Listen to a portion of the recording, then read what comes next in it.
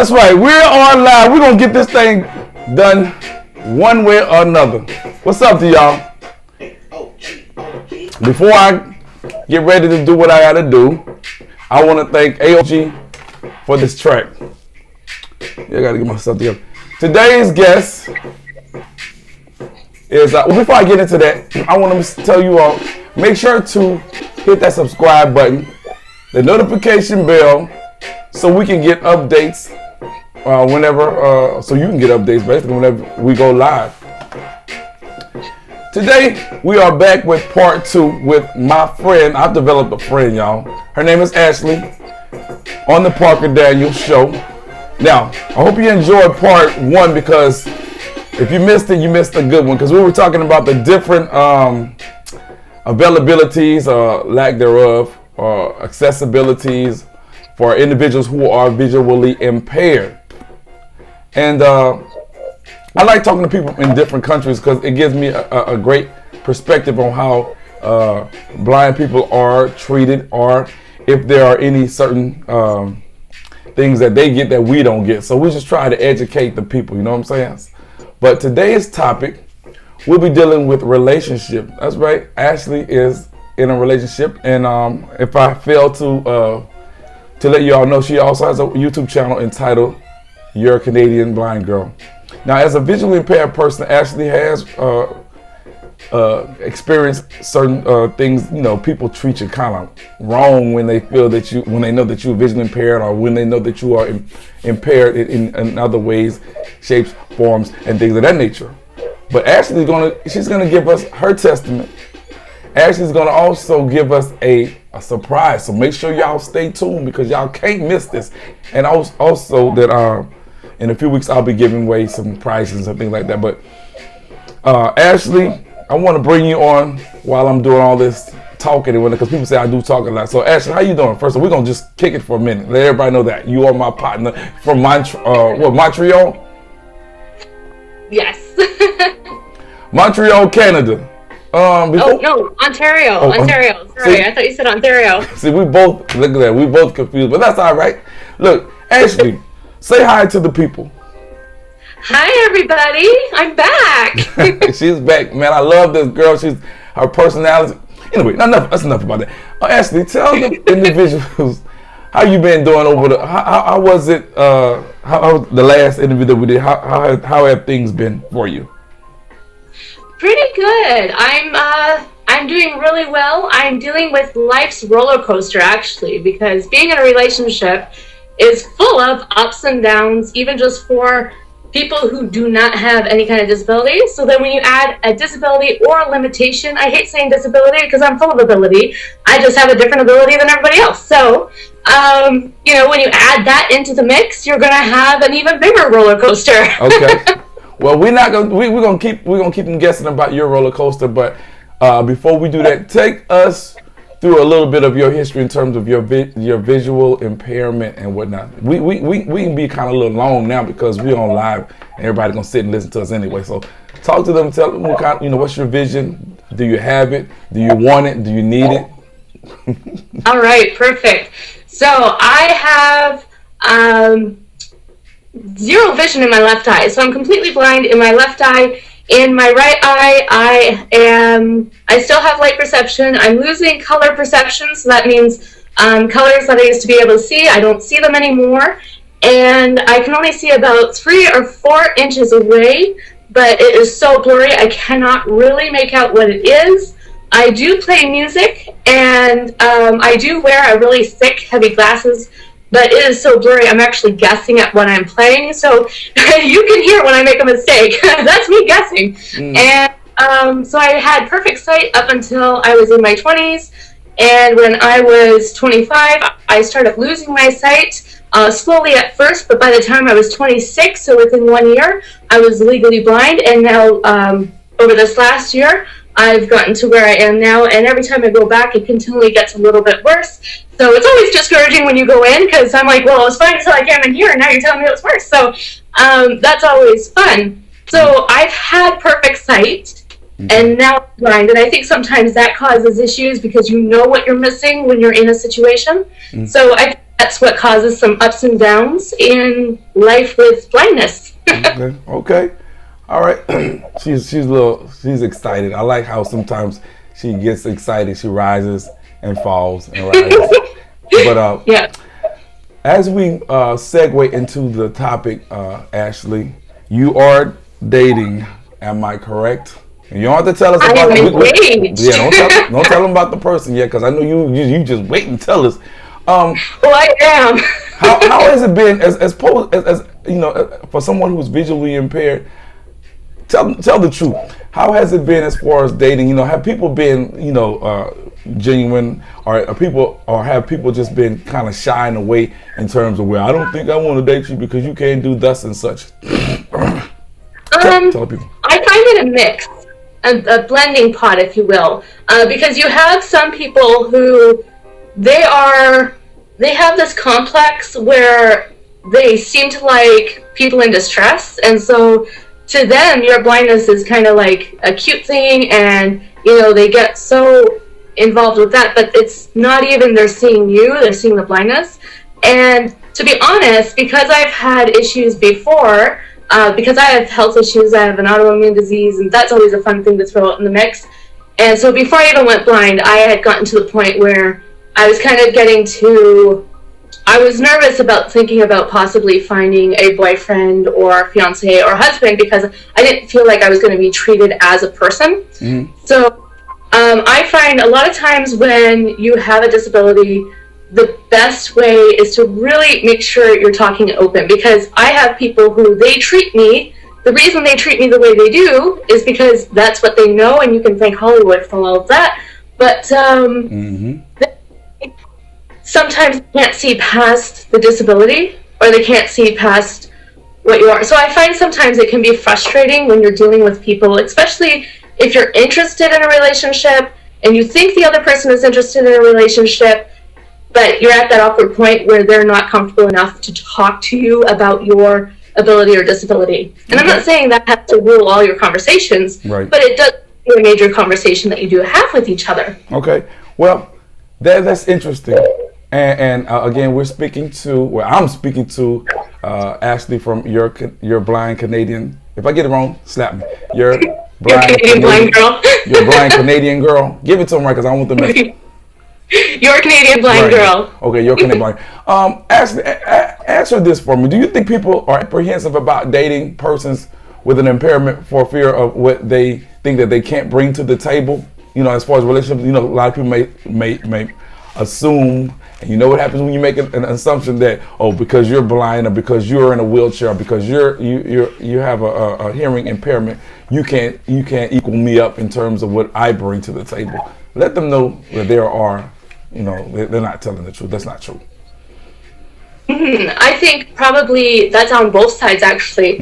I think a healthy individual is going into an interabled relationship. So a healthy individual with somebody who may have health issues or an impairment, they're wondering, okay, am I able to fully take care and meet the emotional needs of that person? I think that's their biggest one, is they're worried about meeting the emotional needs, not necessarily the physical needs, because anybody can be a caretaker. Anybody can help someone else out in life physically, but I think a lot of people are worried if they're going to be the exact person that other person needs.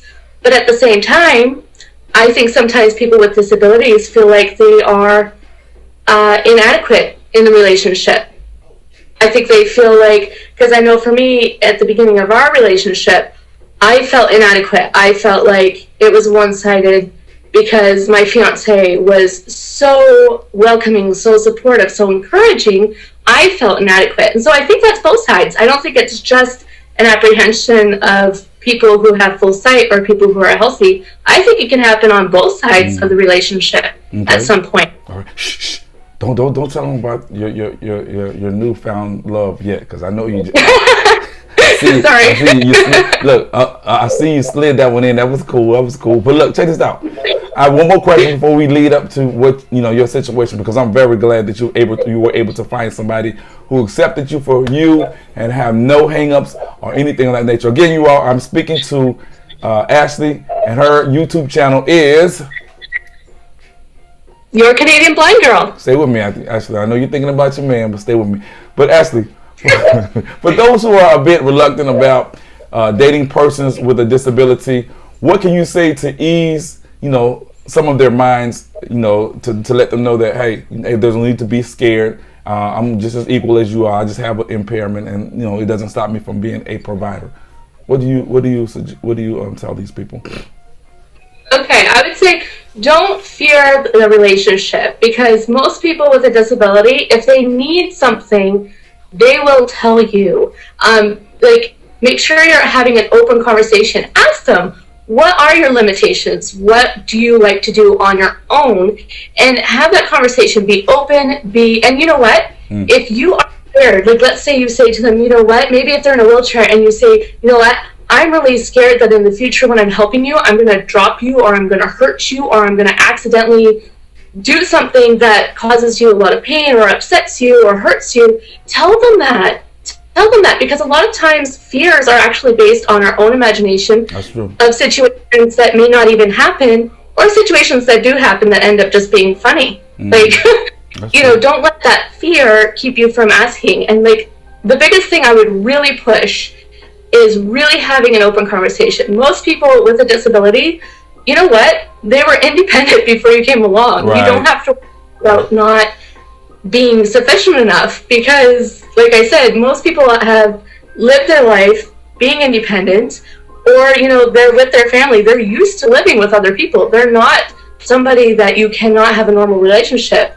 You just have to be willing to learn, be willing to talk, be willing to listen, and you'd be surprised how amazing your relationship can be. It doesn't have to be a hard, complex thing. Okay. Now, briefly, and I want to ask you this: with the instances, or the situation that you had with prior to dating this last gentleman, did you learn from it, or how did it make you feel, or did you feel inadequate, or what have you? So, people could know that you are human, though you are visually impaired.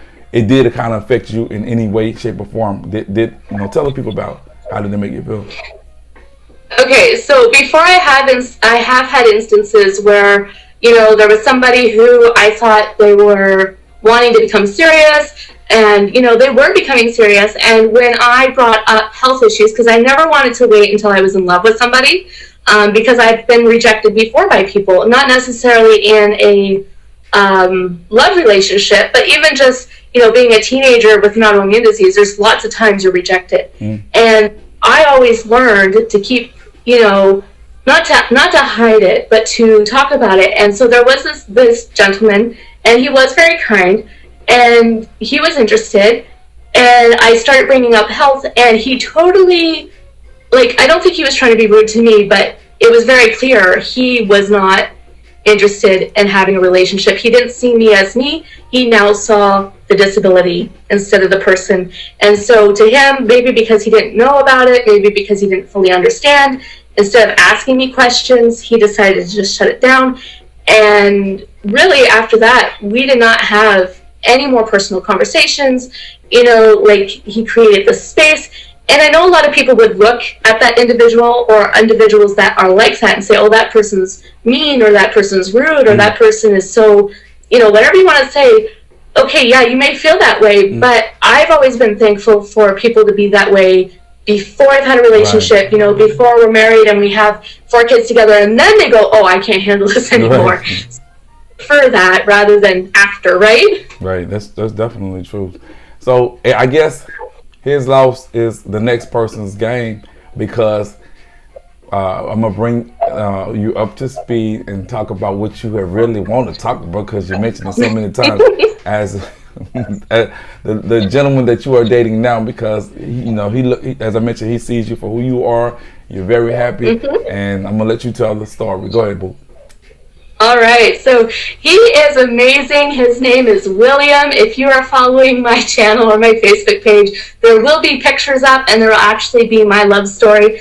So I met this young man. I actually went to the Philippines not looking for love. I went to the Philippines to help out at a children's home in the Philippines, and I happened to meet this young man.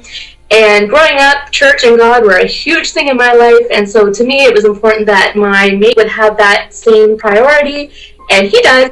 And I think that's also what helped him see me as an individual, not as a disability. And when we first were talking, most times when I talk to people, they cannot get over the fact that I'm blind. How do you do this? How do you do that? How do you know that? How do you know that? He didn't, and he wasn't trying to avoid it either. So you meet those two people on the spectrum. You meet the one side who they can't get over you being blind and they always want to talk about it. And then other people who want to avoid it at all costs. And he was right perfectly in the middle. You know, it's up about me, how I got around or whatever, or, you know, if he wanted to help me, he was just very relaxed with it. But what really touched me was he talked to me like a regular, normal individual without having to stop and talk about, you know, like just really random things that strangers often ask you. Right, crazy stuff. The thing that really stuck out later was we were sitting talking, and out of the blue, he said to me, he goes, "Oh, your shoe." And I'm like, "What are you talking about?" And before I could even figure out what was going on, my sneaker had become untied. And so I was sitting in a chair and we were sitting beside each other talking. And he didn't want me to trip and fall because I had no idea my shoe had become untied. And before I even knew it, he was on the ground doing up my shoe. Like, it was so romantic, actually. Oh, really girl. You consider that romantic? Well, many females have tied my shoes, so I guess I had a lot of romanticism. So, not to mess with you, though. That's a good thing. Go ahead, tell it. Yeah, so it was amazing because he didn't think anything of it. Like, he wasn't scared to just step in and help. And, you know, like, as we've been talking, you know, I have had conversations with him, what I can do, what I can't do. Now, remember, he is from the Philippines, and so when I was in the Philippines, and it's not just him, there were other people there, when I was staying at a house there, they thought that I could not bathe myself or dress myself. Are you serious? Yeah, I'm serious. Because it's a different part of the world. Right. And this is something I really want to teach people. If someone assumes that you cannot do something, because some of the organizations over here, I notice that people start developing an attitude of, how rude, you think I can't do that? Well, wait a second. They thought that I could not do that. So did my fiance. And he was willing to be both spouse and caretaker. And to me, that stuck out a lot because, you know, if you had somebody that you had to be a caretaker and a spouse, that takes a lot of work and, you know, emotional effort, and he was willing to do it. But, yeah, so one thing I want to teach people is, like, don't take it personally that they're doubting your ability because they only know what they've been taught. That's right. In the Philippines, like, they are exposed to Hollywood films. So, you know, when I meet people, they say, "Oh, I was expecting someone like a blind person from the Waltons, or I was expecting you to act like this person from this show, or this person from that show." And so a lot of the misunderstanding is happening because people are exposed to the wrong information. Man, stop that! I wanted to interject and say that was a very good point, man, for real. Because people do look at how Hollywood portray individuals who are impaired. And that's one of the reasons why I'm glad to have you on here so that you can clarify and say, you know what I'm saying, that which was what I had been thinking and what have you. So with that being said, as I conclude, because I want to get to the other good stuff too. Shout out to William. I hope you take care of my friend, and I will be at the wedding some kind of way if I can just be there in spirit. But I'm glad that you were able to find someone to love you for you, and you feel comfortable with that person anyway. So believe me, you all don't think just because you're visually impaired or hearing impaired or confined to a wheelchair or whatever that you can't find love. It just takes a little time, and you have to have a sense of open communication so that you can share, because they don't know, like Ashley was saying, they just have the perception of what they see on TV and what have you. Again, I'm speaking to Ashley, and she has a YouTube channel entitled You're a Canadian Blind Girl. I'm messing with y'all. I know what it is. They probably say, we don't even know what it is. You're a Canadian Blind Girl. Ashley, I appreciate what you've stated. We just gonna give them just a little, hit them over the head with a little bit, and somewhere down the line you want to come back and talk about some other things, you're welcome to do so. But for those who have waited throughout the entire show, I'm going to award you with a special treat, and she is preparing to do thusly as she make her way to wherever she needs to be make her way. And I'm gonna stop the music. We are live with your Canadian blind girl, my friend, your friend, everybody's friend now, because she's been on here twice and everything. Ashley, I'm gonna shut up and do your thing. Okay, are you ready? We've been ready. Okay, I'm only doing half. Okay. Yeah, because the rest I gotta pay for. Should I give the title or make them guess? Say it again. Should I tell them the title or should I make them guess? Hey, you know what? This is your show. You do what you want to do. You know what I'm saying? You do what you want to do. Okay, so it's called The Impossible Dream. I think it's very fitting. Okay. Go ahead. All right. Here I go.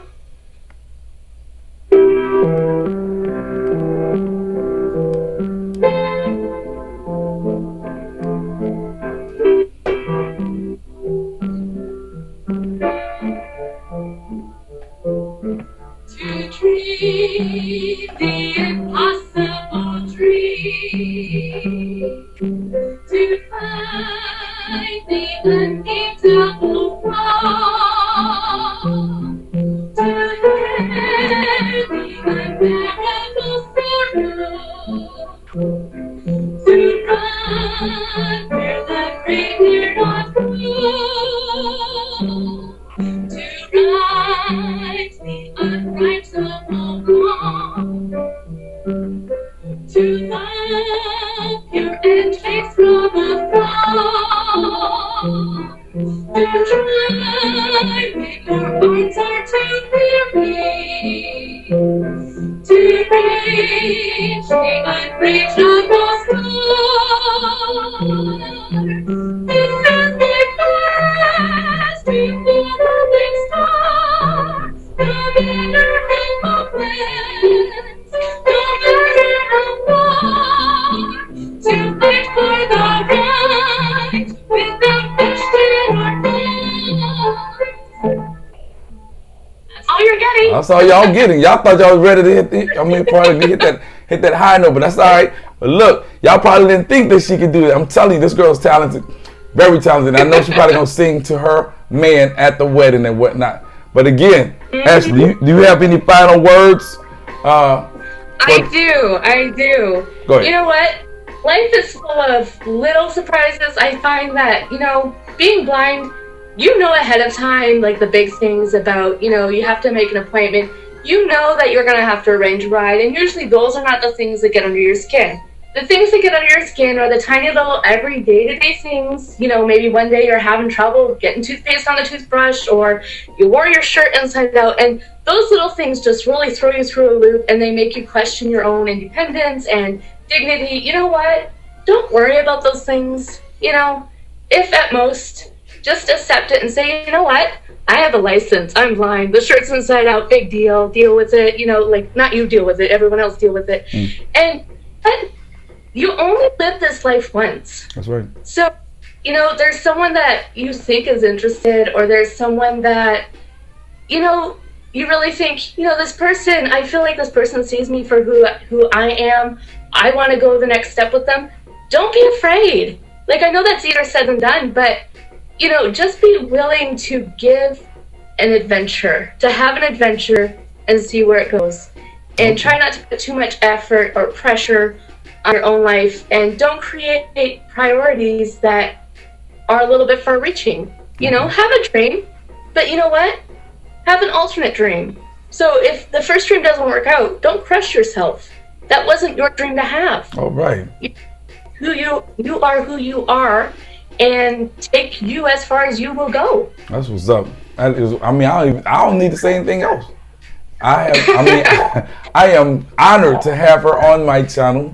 Thank you, Ashley, for blessing me with those words of wisdom.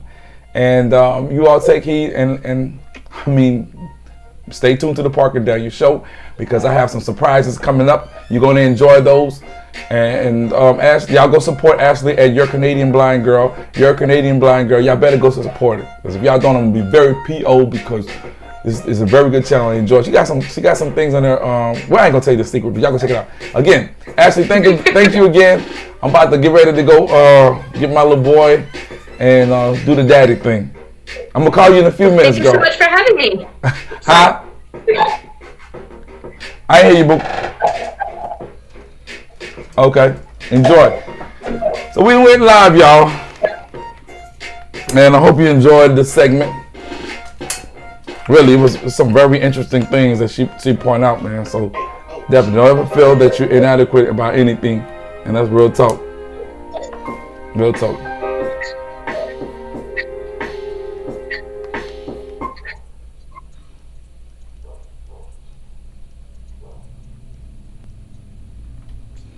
Okay. I'm gonna call you in a few minutes. You heard me? I'm gonna call you in a few minutes. Okay, cool. All right, bye-bye. All right, bye. Bye.